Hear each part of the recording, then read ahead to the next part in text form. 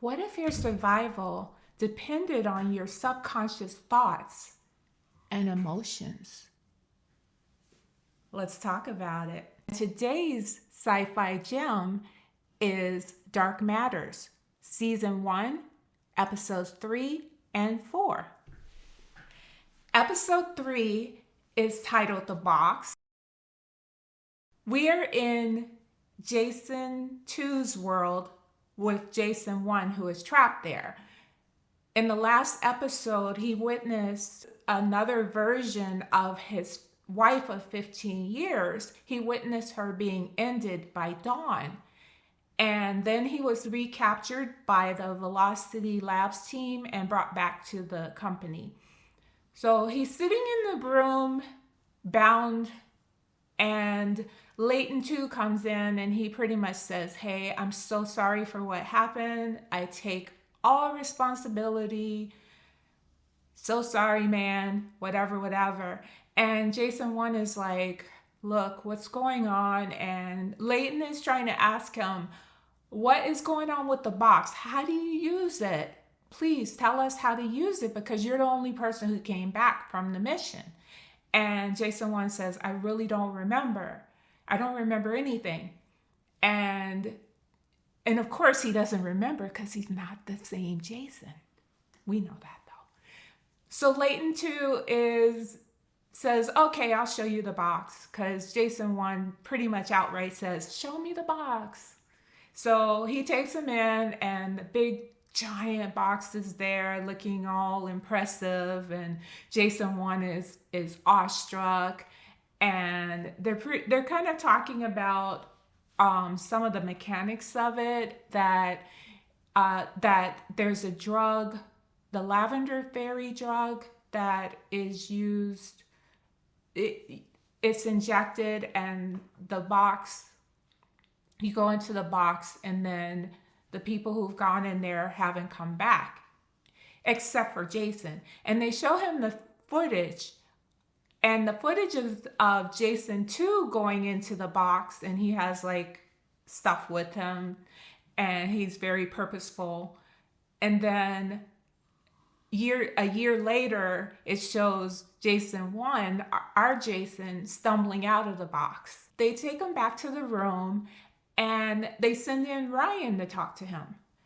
So Ryan in this world, Ryan 2, he is not as successful as he is in Jason 1's world. And also Ryan in this world and Jason in this world are not as friendly as they are in Jason 1's world. So they're talking, and Ryan mentions that Leighton had been in touch with him, and he had been calling him, and he had called him at the time when Daniela and Jason were with Ryan. If you remember in the last episode, Ryan left after getting a phone call, and Ryan said he called Leighton back, and he told him about what was going on with Jason 1. And Jason 1 pretty much said, "Oh, that's how they found out. They sent someone there and Daniela's dead."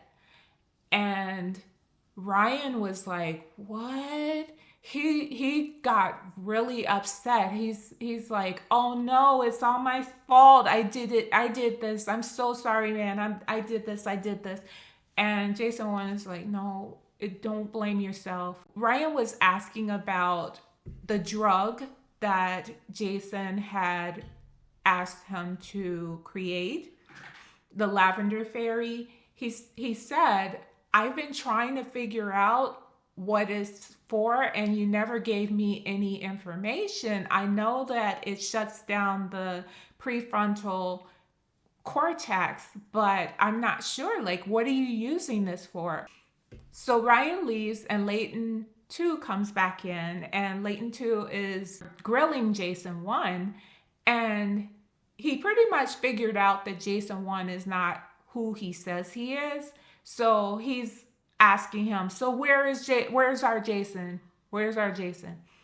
And Jason 1 is pissed. He's like, You sent that woman to Daniela's house, didn't you? You're the reason she's gone. And he attacks Leighton and he's like, boom, boom, boom, trying to fight him.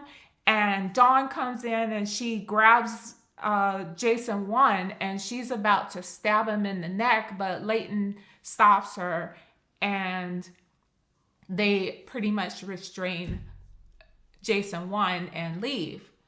Well, in the meantime, Amanda, I guess she's feeling sorry for Jason 1 and she's believing his story. So she came in and she said, look, we have to leave. We're getting out of here. I'm getting you out of here. And so they start running down the corridors. And then, of course, the security finds them and they're running and running. And they get to the room where the box is at. And they grab some vials. They grab some gear. And they run into the box. And just when they're trying to close the door, Dawn puts her hand in the door to try to open it, or I don't know what she was thinking, but that's a big, giant, heavy door. So she puts her hand in there and they close the door and boom, like all her fingers are dropping to the floor inside the box. And on the outside, Dawn is screaming, of course, because she's hurt. And inside the box, Jason's like, what now? And Amanda says, well, the door will stay closed for 3 minutes. And then she injects both of them. And she says, hopefully that'll be enough time and we'll be gone. After a couple of minutes, they open the door. And instead of seeing the lab that they just came from, it's an infinite corridor that's glowing and has doors all down it. And they just stand there looking off into space. So we cut to Jason 2. And Jason 2 is having a little struggle because he's a little different from Jason 1. There was a dinner party that, of course, he didn't know about because he's not the right Jason. And Daniela reminded him, and then when he heard about the people who were going to be there, he decided to go to social media and he started looking them up and trying to figure out their names and things about them so that he could kind of get by and pretend like he was who he was supposed to be.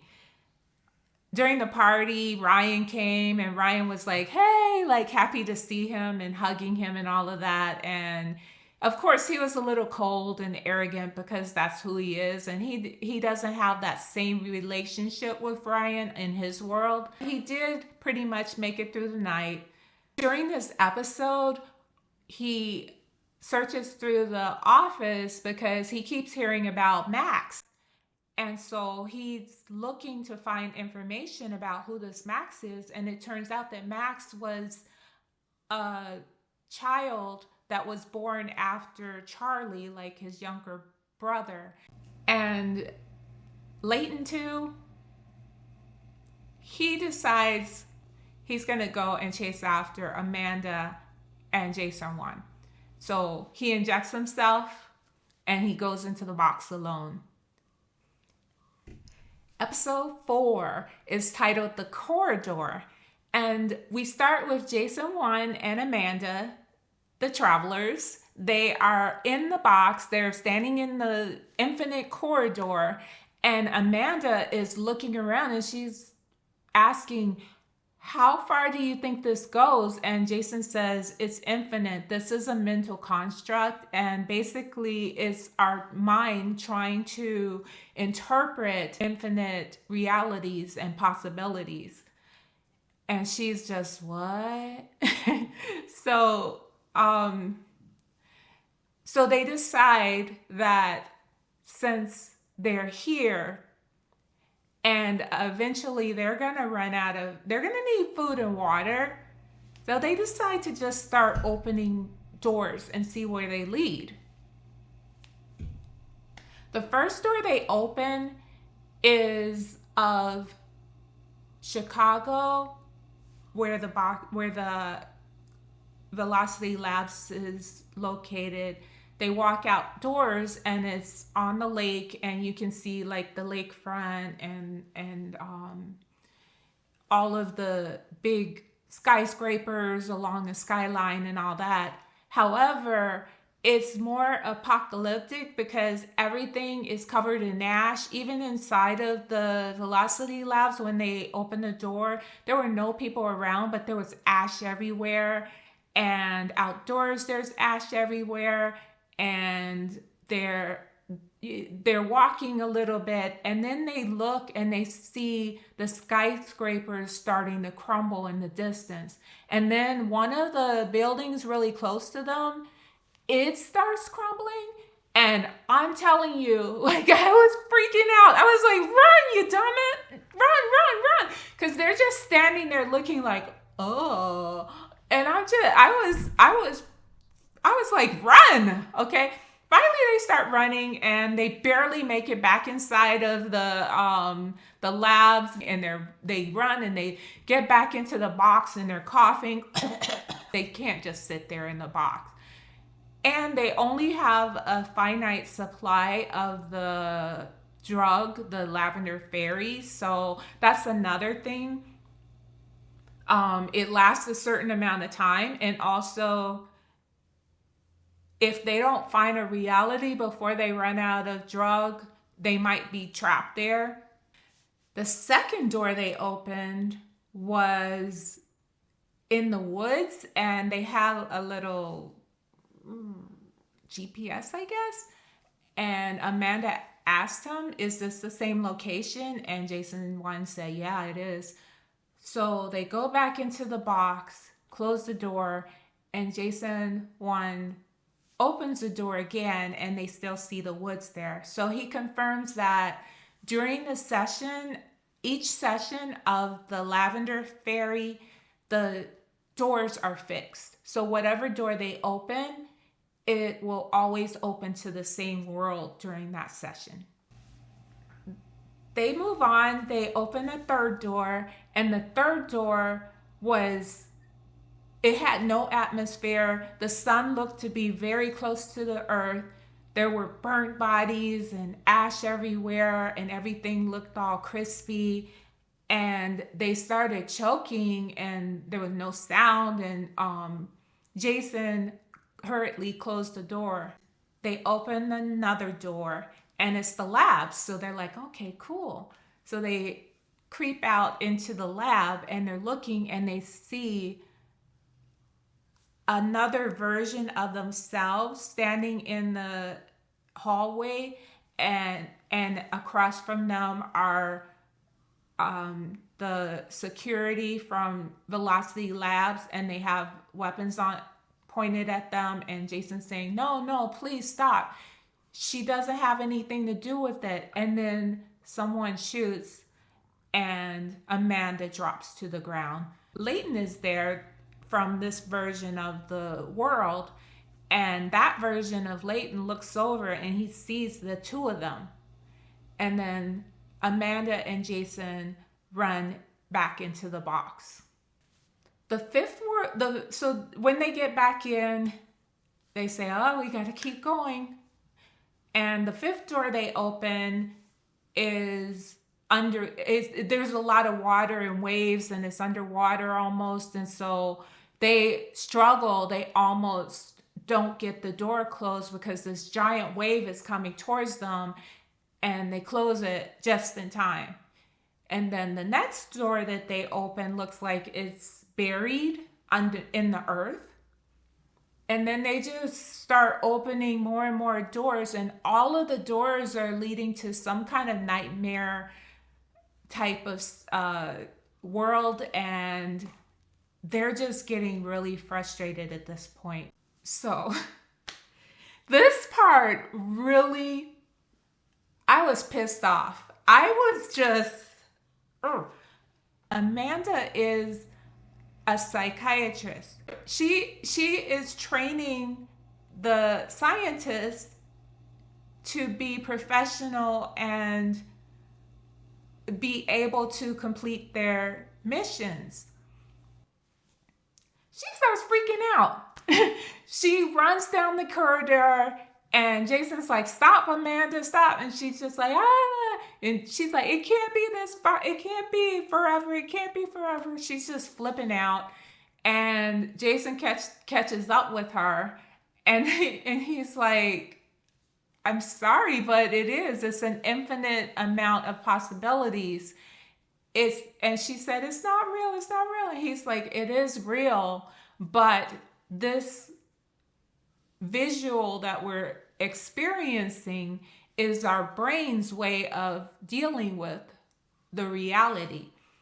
And she's flipping out. She said, I can't anymore. I can't. So she just grabs the door, opens it, and runs out into this blizzard, frozen landscape. And Jason's calling. He's like, Amanda, come back. You're going to freeze. And so she's not listening. She's just running. And so he has to run after her. And he catches up and he's like, Amanda, we're going to freeze. We need to go back. And they turn around and they don't see the box anymore. And she said, I can't see. It's dark. It's snowing. And it's super cold. So, and of course, they weren't dressed for that. They were dressed for being in the, they weren't dressed for sub-zero, possibly temperatures. So Jason 1 says, we need to find shelter. And he looks around and he sees a house nearby that is not buried. And he picks up Amanda because by now she's fainted. Oh, I was so pissed at her. Oh. And he has to carry her. He takes her to the house and he finds some blankets, covers her up, gets some matches, and looks around. There's a frozen dog sitting by a bowl of food or something, and he just kind of hunkers in for the night. So the next morning when he gets up, he goes out to look and he realizes that everything's buried. Like everything that's not super tall, like the skyscrapers or whatever, is pretty much buried under all of the snow that fell last night. And the box is buried. So it's not there. They don't even know, they can't even see it. So when Amanda wakes up later on, he tells her that, and they're just sitting in front of a cozy fire and they start bonding. They also realize that they're frightened and they're anxious, and so these worlds that they're experiencing are the ones that are reflections of how they're feeling and their thoughts. So they realize that they need to control their thoughts.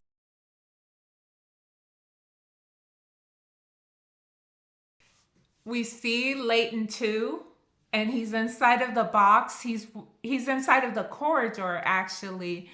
And he doesn't look so good. He is limping. He has a bruise or cut and drip. It looks like it was bleeding, and he's just looking so determined, but also frustrated and maybe a little scared.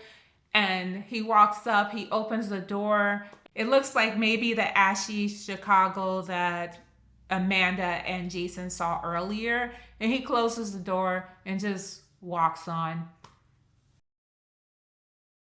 So we go to Jason 2. Jason 2, he's cutting it up, boy. He is trying to exist in Jason 1's world. And so he goes to the school where Jason 1 worked. Many of the students in the class are on their laptops, they're on their phones, they're not paying attention. And he's just like, you know what? Put your devices away and pull out a pen and paper. We're about to have a pop quiz. And then everybody groans. And then one guy says, hey, I only have a laptop. I take my notes on here and I don't have a pen and paper. And so Jason 2 says, what's on your screen right now? And the guy says, YouTube. And Jason 2 says, you failed. And then he says, what about you? What's on your screen? And the guy's like, he's like, you failed. Do you have a piece of paper? You failed. So he said, okay, all of you who have devices and don't have a pen and paper, you all failed. And I forgot, when he walked into the classroom, he had an attitude in the first place. When he saw that they weren't paying attention, he took his bottle, and he had a drink, and he threw it across the room. He's like, you know what? I don't have to deal with this. And he just walks out of the class. So as he's leaving the building of the college, I guess the dean comes running up behind him, and he says, Jason, wait a minute, where are you going? And Jason too said, I'm leaving.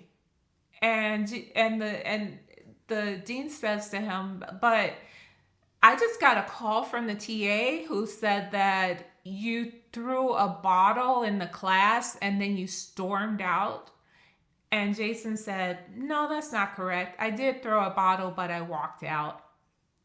And the dean said, what are you doing? You can't do that. And Jason said, yeah, I can. I quit and I can do whatever I want. And then he just leaves.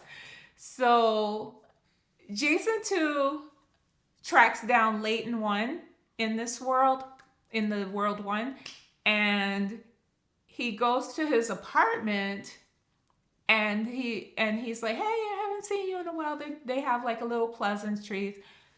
Leighton's living in a pretty nice setup. He looks like he just had a really rough night of partying or whatever. He's just kind of chilling. And then Leighton says, so what are you doing here? Because Ryan just visited me and he's doing really well, but he was looking for money, and I don't invest in friends. It's messy and I don't want to deal with it.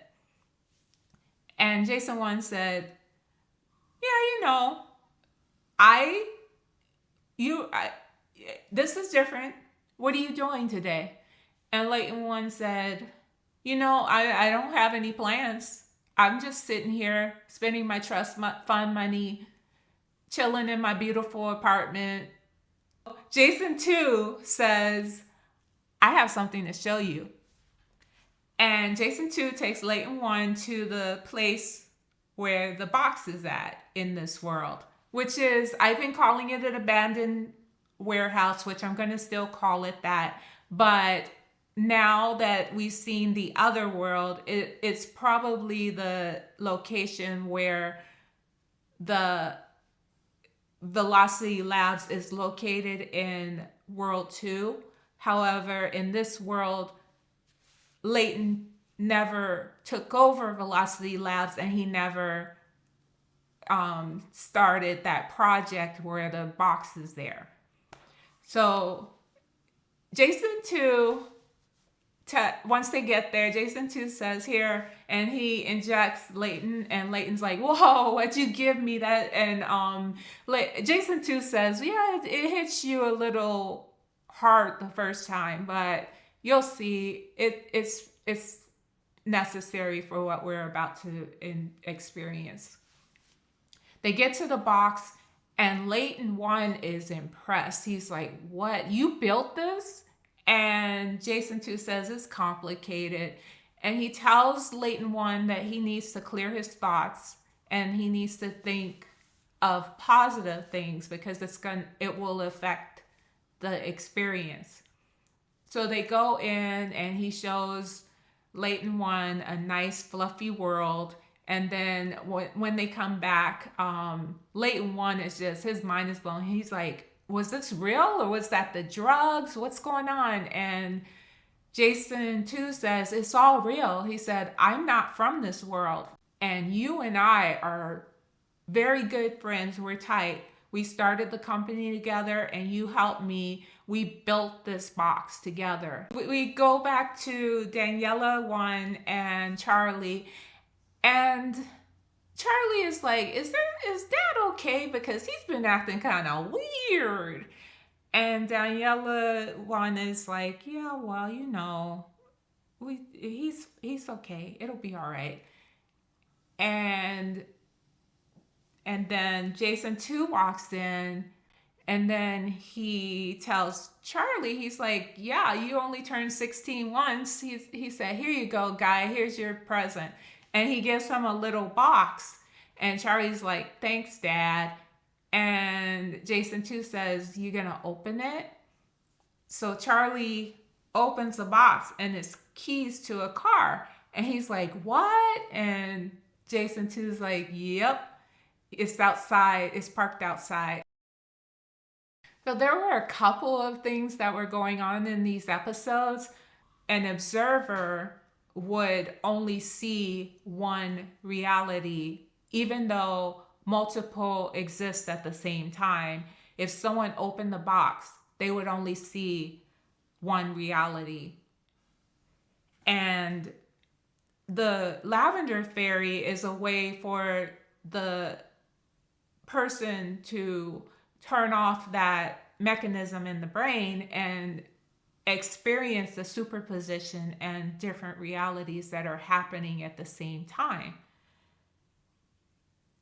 This also, too, though, opens up the idea of thought and subconscious being very powerful in experiences, because Jason and Amanda, they realized that the realities and the universes that they were experiencing were reflections of their internal state. To me, it's like an analogy of, if you're having a bad day, then you're going to have a bad perception of things that are happening. Similarly, you might express yourself in a negative manner that will influence the people around you and cause certain outcomes. So that's what I'm getting from that, is that sometimes your thoughts can shape your reality and also the possibilities of your future as well. In these episodes, we see that there's a theme of struggle and survival, loosely in the Jason 2, but it's still there. For Jason 1, it's a struggle for his life. He's traveling to these different worlds. He has to figure everything out, or else, even if he doesn't go to a world that kills him, eventually he's going to need to eat. He's going to need to drink water, whatever.